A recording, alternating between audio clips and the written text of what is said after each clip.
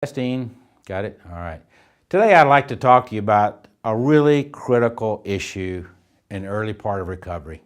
And that's coming clean with your partner or your spouse. That's involving yourself in full disclosure, giving your partner the option of making fully informed decisions, empowering them that if they do show up at the show-up place with you, they want you and you know it, and they know everything about you because you got buck naked. Now, I know we talk about that. I don't mean to offend anybody, but bottom line, that's the point you're doing. You're getting naked in front of somebody, and you're saying, this is who I am. This is what I've done. This is who I am. And then that person either has a choice to accept you or not. You're giving them, and you deep in your spirit, you know you're giving this person full disclosure. This is who I am. And if they choose you, you know you've been known and you've been chosen. And that is something deep within all our hearts. I'd like to go over just some reasons why and what we're doing and why am I pursuing this, because I know that out there are some 12-step traditions and treatment programs that don't encourage this. Part of the reason for that is that it increases the pressure on shame. Shame drives the addiction. They're afraid you're going to relapse. And their goal, which I don't slight them for it, it's not against them or judgment against them, they want you sober. What we push for here in Show Up 365 is that you move on through sobriety on into authenticity, into intimate relationship. So that's where I'm pushing you, and I do push, and I recognize this, and so I'm going to admit it right up front. This is why I do this.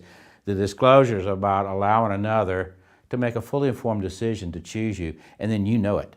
You know that this person knows you, knows everything you've done, everything about you, and they still choose you. That's a really great feeling. Now, so we're going to talk about that. Now, first of all, I'm going to go through the why for disclosure with your partner or spouse. And also, next week, I'm going to go through that with children, as why you would do that with children and how to do it.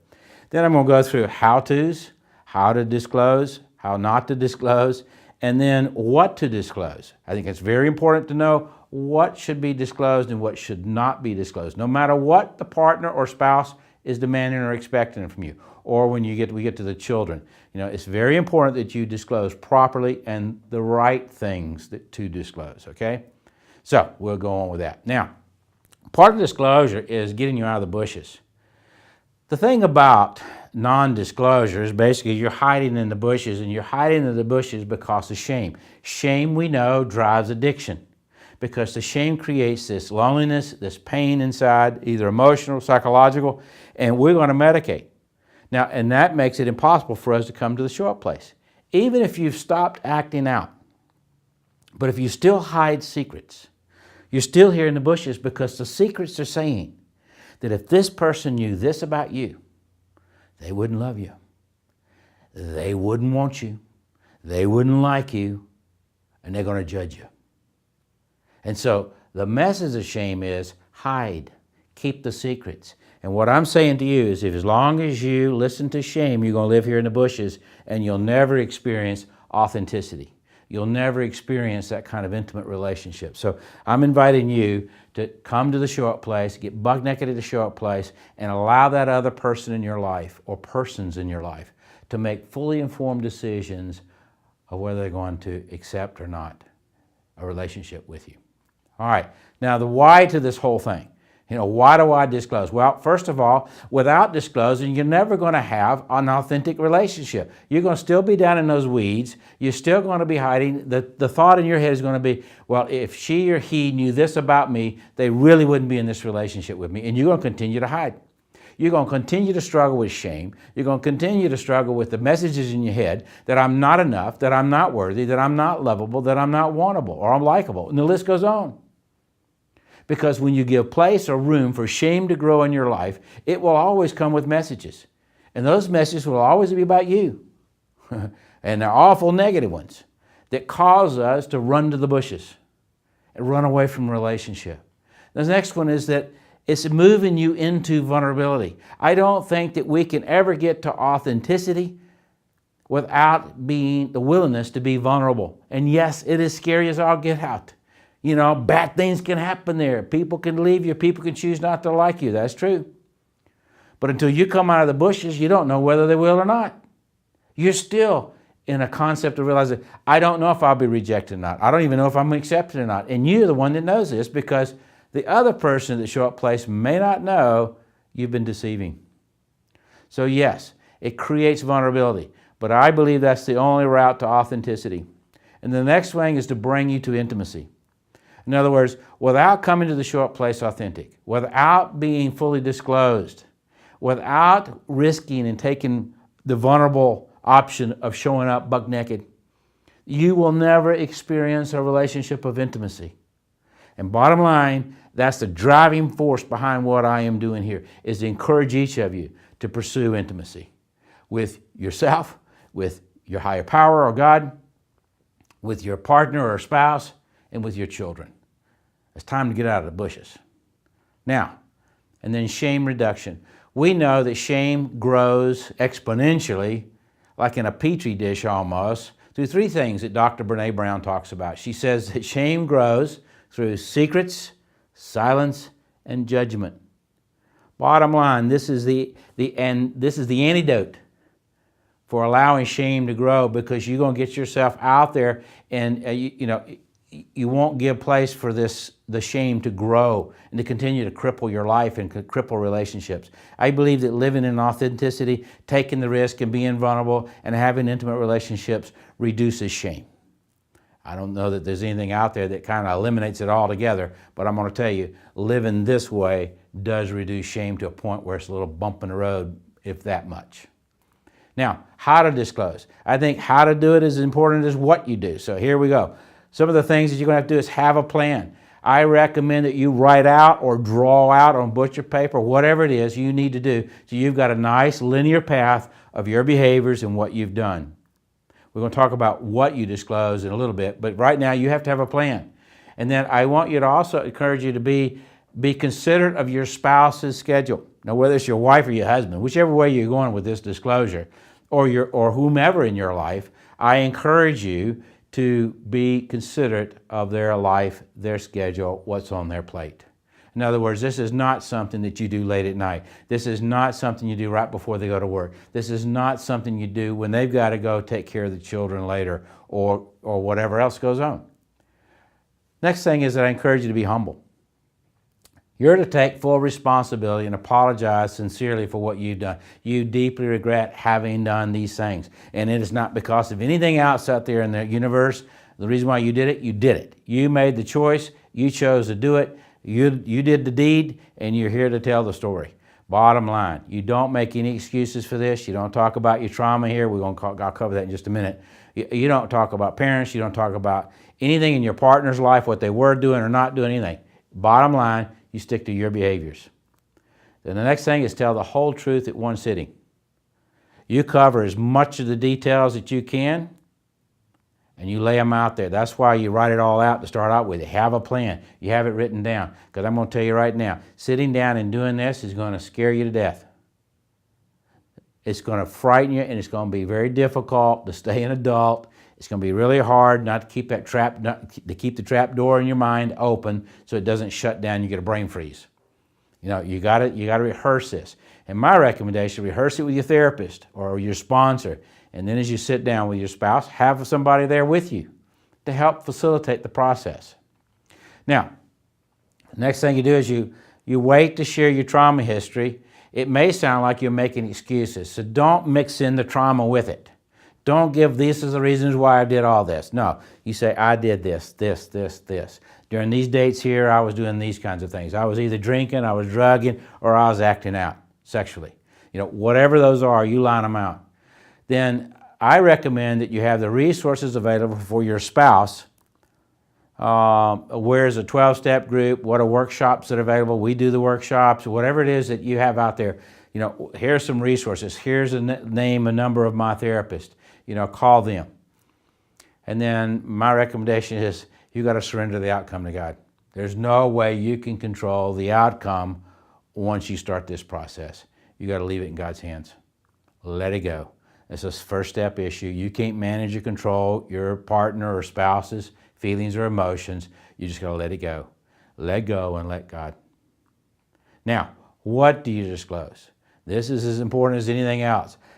You need to disclose the nature of the acting out, just the nature of the acting out. If it's been pornography, fine, pornography. If it's affairs, then it's affairs. Is it sexual affairs? Is it emotional affairs?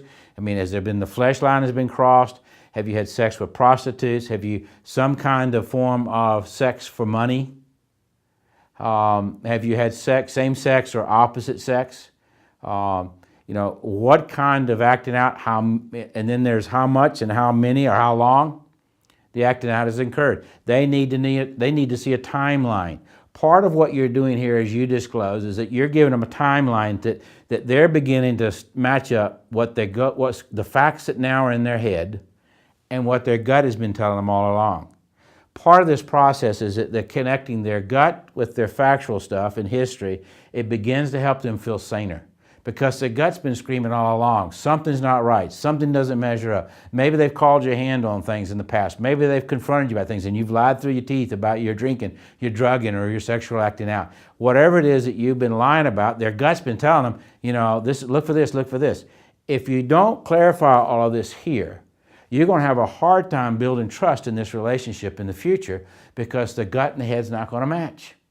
Most often, partners and spouses have said to me many, many, many times, I don't know how many, countless numbers of times, when they say, it finally made sense. Now, they don't like it, but they sit there and say, well, I don't feel so crazy.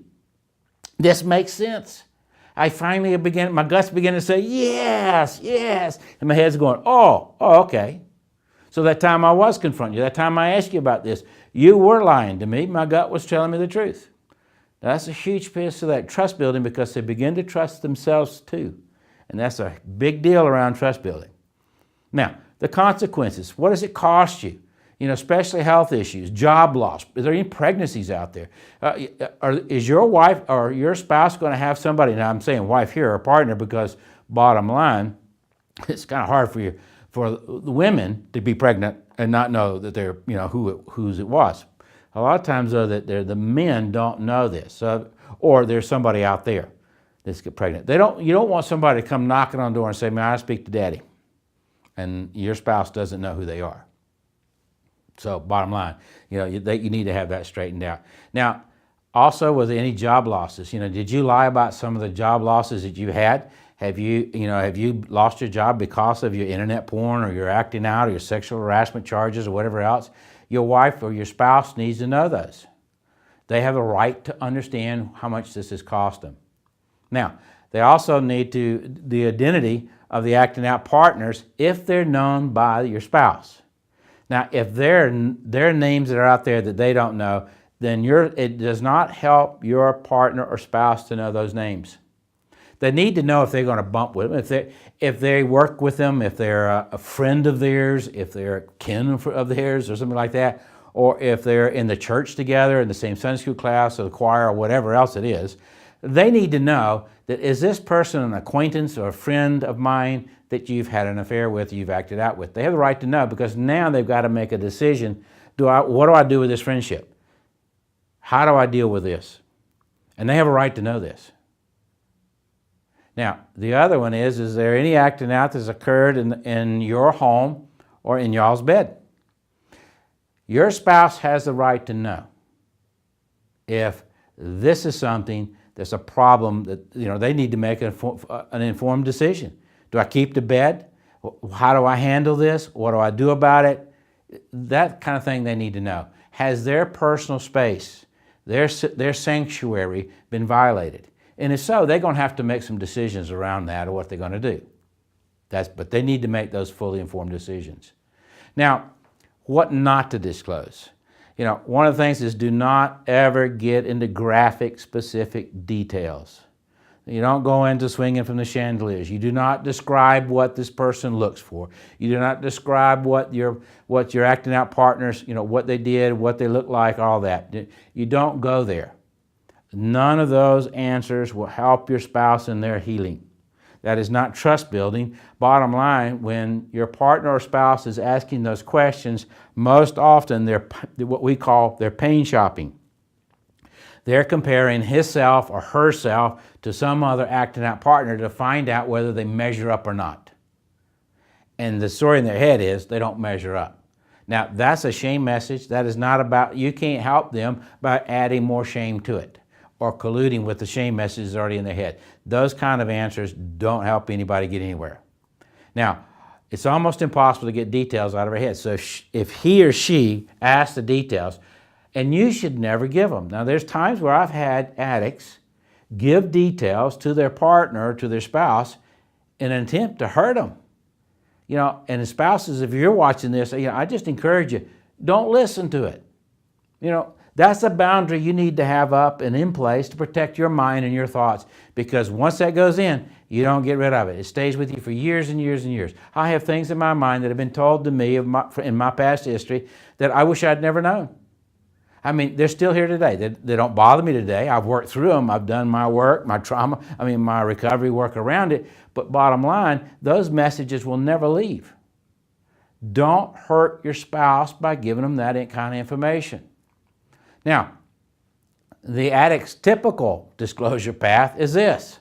Oftentimes, deny everything. Oh, there's nothing going on. You're crazy. And they blame the other. Now, if you as an addict are listening to this and you're saying, well, I've done that. Well, now you've got a lot of undoing to do. Then oftentimes addicts will disclose what you think, you disclose what you think you can get away with. That's typical addict thinking.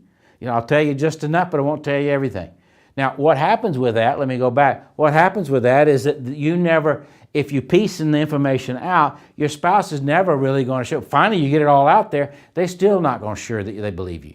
And the reason why is that you've been piecing, oh yeah, that's everything. And then you come back a little later and tell them more. Oh yes, that's everything. Go back and tell them more. Oh yes. Eventually they're going to say, well, no, you've been doing this too many times. I don't believe you've ever told me the truth. And then by that time, you probably have. See, so it hurts you in your process of trying to get honest if you piecemeal it. Don't do that. Put it all out there at one time. Then disclose, you know, then get away with it, disclose a bit more, and then get confronted as more things come out. That is not going to be, you will be working through trust building for years to come if you do this up front. I'm telling you, it's a nightmare to go there. Don't do it. And then eventually you do disclose it all, but by that point, you know, your spouse is saying, I don't know that I'll ever hear the truth. I don't know that I can ever trust you. And that's a difficult place to be in a relationship.